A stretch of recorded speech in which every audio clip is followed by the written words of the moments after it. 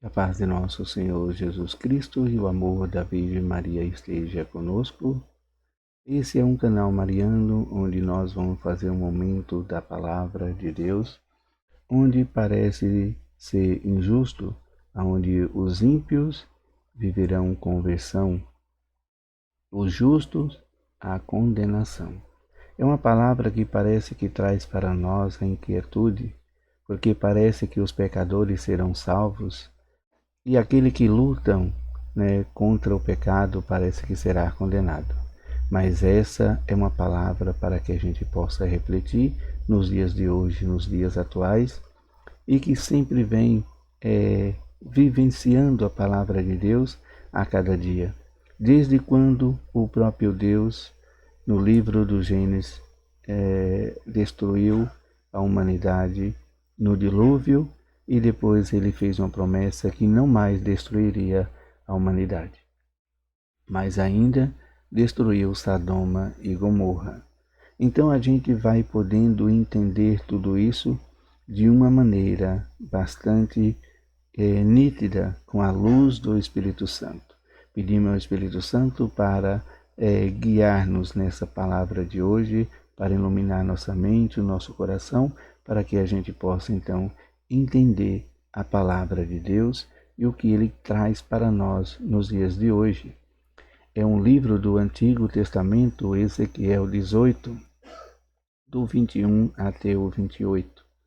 Vai dizer assim: Mas se os ímpios se arrepender de todos os pecados cometidos, guardar todas as minhas leis e fizer o que é direito e justo, viverá com certeza e não morrerá.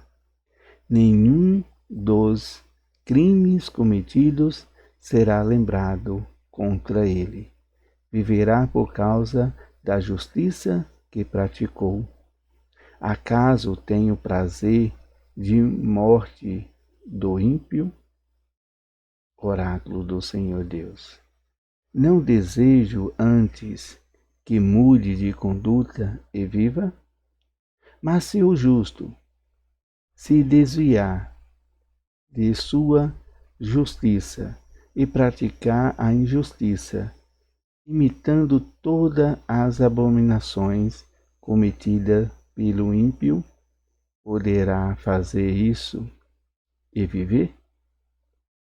Da justiça que praticam, nada será lembrado. Por acaso, da infidelidade e do pecado que cometeu. Por causa disso, morrerá.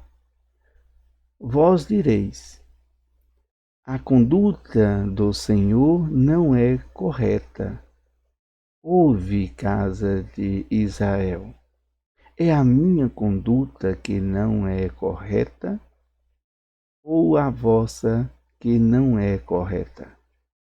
Quando um justo se desvia da justiça, pratica a injustiça e morre, é por causa da sua injustiça que ele morre. Quando um ímpio se arrepende da maldade que praticou e fez o que é direito e justo, conservará a própria vida, arrependendo-se de todos os crimes que cometeu. Ele certamente viverá, não morrerá. Palavra do Senhor, graças a Deus. Então, essa palavra vai trazer para nós o momento em que Ezequiel está vivendo ali na Babilônia, no cativeiro da Babilônia. Ezequiel ele é chamado para então viver um grande momento de luz, de trazer luz para aquele povo. O próprio Deus, ele fez essa promessa de não mais destruir a terra pelo pecado do homem. O homem pecou tanto que chegou ao ponto do próprio Deus, então, destruir ali toda a humanidade no dilúvio, mas Deus encontrou graça em Noé. Então ali o justo e o injusto. Então a justiça de Deus é essa. Noé então prevalece sobre a justiça de Deus e ali recria uma nova humanidade, um novo povo. Um povo capaz de viver aquilo que Deus quer que eles vivam, fugindo cada vez do pecado, aceitando Deus como seu Criador, aceitando Deus acima de todas as coisas. Então esse Deus que nós buscamos para a salvação, para que retornamos novamente para o Jardim do Éden. Então é esse momento em que a graça de Deus estabeleça sobre os justos. Mas então, no mundo de hoje que a gente está vivendo, a gente então vive de uma maneira que a gente pode nos colocar diante do cristão que às vezes acha que é cristão, mas então caminha sentido contrário. Não conhece ali então a lei. A lei de Deus traz para nós conhecer verdadeiramente o nosso inimigo. Muitas das vezes a gente tem inimigo como um ser humano. E o ser humano, o próprio Deus fez o ser humano à sua imagem e semelhança. Então a gente não pode encontrar no ser humano o nosso inimigo. Nós temos que encontrar no ser humano, no nosso semelhante, a face de Deus, a semelhança de Deus. E Deus vai dizer nessa palavra de Samuel que ele não quer a morte de ninguém, de nenhum ímpio, de nenhum pecador. Então, pecador nenhum, por mais o pecado que ele faça, ele não merece o nosso desprezo, porque Deus não despreza. Deus não abandona. Deus quer a salvação. Deus dá 1, 2, 3, 4, 1 milhão de chances para que ele se arrependa, para que ele se salve. Assim é com nós que conhecemos a palavra. Se nós conhecemos a palavra, então nós não podemos odiar sangue do nosso sangue, carne da nossa carne, porque se nós odiarmos, nós estamos indo contra a palavra de Deus. Então a gente precisa nos converter. Por que eu digo carne da nossa carne, sangue do nosso sangue? Porque o povo de Deus é construído em uma única família. Não existe família de sangue, mas sim a família do sangue do Cordeiro, a sua igreja. Somos todos povo, o povo de Deus. E o povo de Deus tem que caminhar juntos. Por isso que Samuel, ele vem resgatar novamente aquele povo, porque ele vê que aquele povo não estão mais vivendo a lei, vivendo os preceitos, não estão voltando mais para Deus, estão vivendo o seu bel prazer, está vivendo para si, não está vivendo, não está vivendo ali momento de conversão, não está ali querendo caminhar na justiça de Deus. Por mais que aqueles que já eram justos, aqueles que já conheciam a palavra, está então se perdendo, está se corrompendo. Então por isso que Samuel vai resgatar esse momento de conversão. Porque sem a conversão não há um novo povo. Sem conversão não há um novo homem. E com a conversão, o próprio Deus, ele muda o nosso coração, ele muda o nosso pensar. Seremos novas criaturas diante de Deus. Então por isso que Deus ele vai falando que aquele que já conhece, ele não quer mais voltar, porque parece que dentro da sua consciência, dentro da sua concepção, ele decepcionou com Deus. Ele tem uma decepção com Deus, então agora ele vive o seu bel prazer. E isso, quando ele chegar a um momento mais terrível da sua vida, vai se culpar a Deus, achando que Deus é culpado do seu erro, do seu pecado, do seu sofrimento, da sua dor, das suas angústias, porque não está com Deus, desviou. Então, por isso que precisamos ter esse momento de uma conversão e uma conversão sincera. Precisamos estar diante da natureza, diante do silêncio, buscar a Deus em nosso momento de oração, em nosso momento de fraqueza. Porque a conversão, ela é precisa, ela é necessária. Só a conversão aqui há um novo coração, há uma nova criatura, há um novo jeito de pensar, há um novo jeito de ver as coisas. Então é por isso que o mundo hoje está vivendo momentos bastante indecisível, não está tendo decisão. Estão vivendo aí de uma maneira incorreta com o próprio Criador. Hoje a gente vive dentro da Igreja Católica, e isso já tem muitos e muitos anos, muitos erros dentro da Igreja Católica que são condenados por nós leigos, por nós católicos, mas às vezes muitos não rezam para a conversão dos padres, para a conversão dos bispos, e não se una ao Papa. Tem padre, tem bispo aí então que dizem que só teve Papa, acho que antes de João 23, né? Antes do Concílio Vaticano II, do Concílio Vaticano II para cá não houve Papa, não teve Papa, né?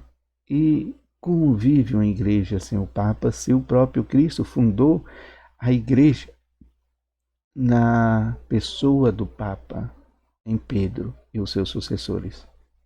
Então, se a igreja vive sem Papa, então é uma igreja protestante. É uma igreja que está à deriva, é um barco que está à deriva, não tem nenhum direcionamento. Então, esse jeito de pensar, né, se torna ali uma maneira de que um pensamento único, que não existe Papa, mas entre uma decisão de um de outro, de um pensar de outro, eles acabam discordando, acaba tendo discórdias entre si. Não tem um acordo. E aqueles que têm o Papa como Papa legítimo, tem sempre uma direção, tem sempre um acordo, tem sempre um momento de fé ali, uma fé que una, que não é destruída, reino que vive um momento de esperança, de fé e de espiritualidade. E então a gente entra nesse momento de querer que as coisas andem do nosso jeito, né?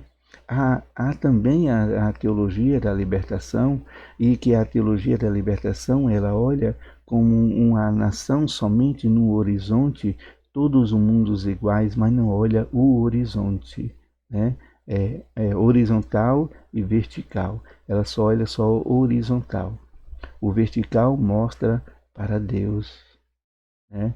E ela vê assim uma humanidade que precisa a se igualar, que precisa ver o lado do pobre, ver esse lado da caridade e tudo mais, mas esquece do Criador, esquece de Deus. Então tem essa teologia da libertação e que entra dentro da Igreja Católica, tem também a teologia protestante que está dentro da Igreja. Então é difícil, mas a gente não pode condenar ninguém, a gente precisa fazer oração. A gente precisa fazer igual aliás, Ezequiel chegou para trazer ali um momento de conversão àquelas pessoas, porque aquelas pessoas estavam desviando verdadeiramente do Criador de Deus. Porque Deus ele tirou aquele povo do Egito para que aquele povo pudesse seguir a sua lei, os seus mandamentos, os seus preceitos, e viver um povo forte.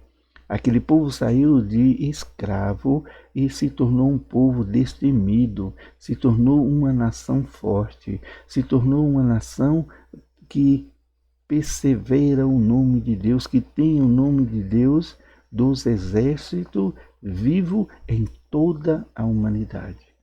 Mas chegou um ponto que eles começaram a desviar dos caminhos de Deus, aonde chegaram até aonde chegou no momento dessa leitura, de ser então ali novamente tirado tudo que foi dado. Eles foram então cativeiro da Babilônia, foram cativeiro da Síria. Então eles começaram a perder tudo, eles perderam tudo depois e acabaram também sendo cativeiro aí também do próprio Império Romano. Eles não conseguiram se reerguer novamente, mas eles conseguiram viver o momento da graça, da conversão, porque é preciso, na conversão, não se espera mais grandeza, mas na conversão agora se espera em Deus a salvação. Porque a gente perdeu já a aliança desse Deus maravilhoso que deu para esse povo a grandeza e a graça.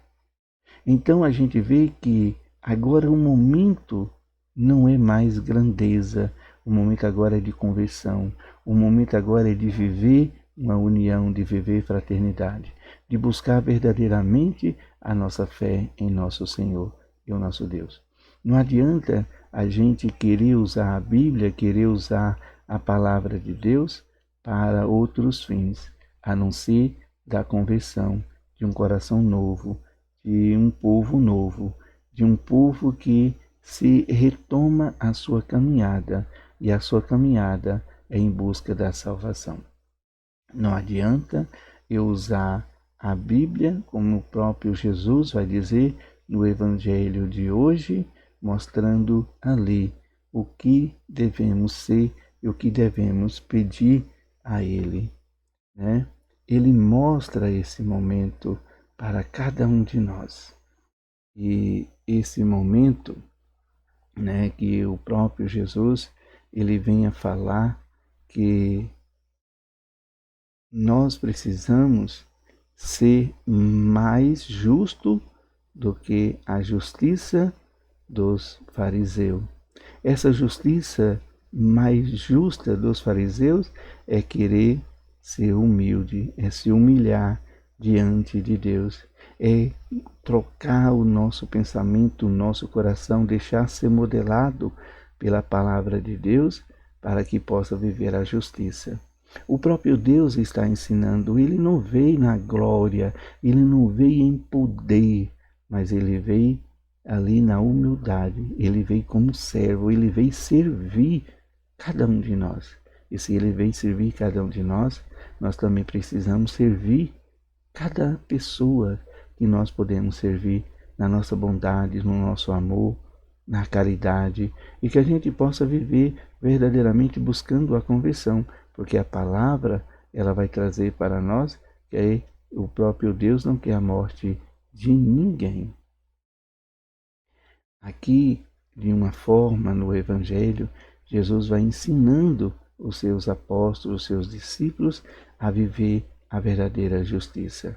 A justiça em que Ezequiel ensina daquele povo na Babilônia.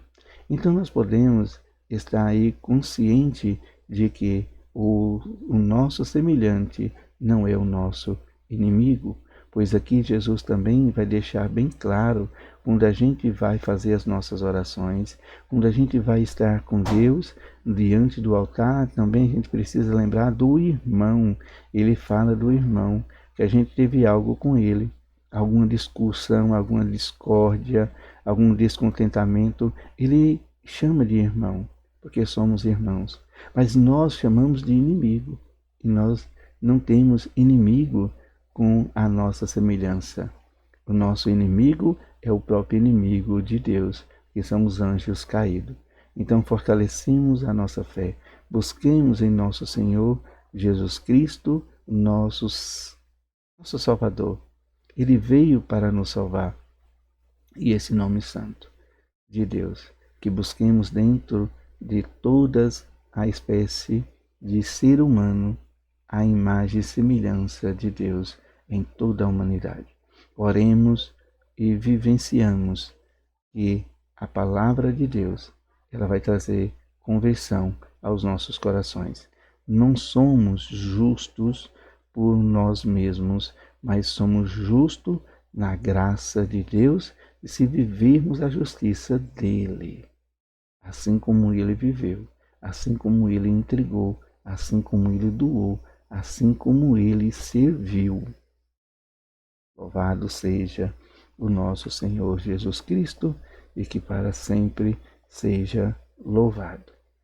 E é nessa graça que nós possamos então nos encontrando com a Sagrada Escritura, com um momento de fé. Precisamos estar sobre a luz do Espírito Santo para que a gente possa entender cada palavra proclamada, professada na Bíblia Sagrada pelos profetas, pelo próprio Jesus, nos ensinando e nos conduzindo a caminhar no deserto desse momento de Quaresma. Jesus está sobre o deserto 40 dias e 40 noites jejuando para enfrentar os nossos pecados, as nossas culpas no peso da cruz. Jesus também ensinou que nem só de pão vive o homem, mas também de toda a palavra que sai da boca de Deus. O próprio Deus também ensinou que não podemos atentar ao nosso Senhor e ao nosso Deus. O nosso Senhor também ensinou que somente a Deus devemos adorar. E então assim esses ensinamentos da Quaresma vai trazer para nós consciência de que a nossa conversão, ela precisa ser reforçada, ressarciada e fortalecida na própria palavra de Deus. E que assim a gente vai vivendo esse momento de Quaresma, esse momento de fé em Cristo Jesus. E aqui eu deixo essa mensagem para que a gente possa viver esse momento de Quaresma, um momento de fé e conversão em nosso Senhor e nosso Deus. Sei que tem muitas pessoas que não acreditam, né? Mas a própria palavra vai dizer que Jesus ficou 40 dias no deserto. Então esse é o momento de que nós possamos também ressarcir da nossa fé e estabelecer um caminhar com Cristo Jesus, em conscientizar que o nosso Senhor e nosso Deus quer a salvação de todos, não importa o pecado que ele fez, não importa o pecado que ele cometeu. O importante é a conversão, o importante é voltar-se para Deus e se entregar verdadeiramente no seu amor misericordioso da salvação. Ele salva, ele ama de verdade. E nós precisamos também nos conscientizar disso. Oremos pelos nossos irmãos, pelos nossos padres, bispos, que nós não concordamos com eles, mas que o Espírito Santo vai unir cada vez mais a gente em Cristo Jesus. E todas as religiões, todas as pessoas, a gente deve orar por cada uma delas. Ou se a gente continuar ali a leitura de Ezequiel, a gente vai ver que vamos responder por cada ação que nós fizemos aqui neste mundo ou deixamos de fazer.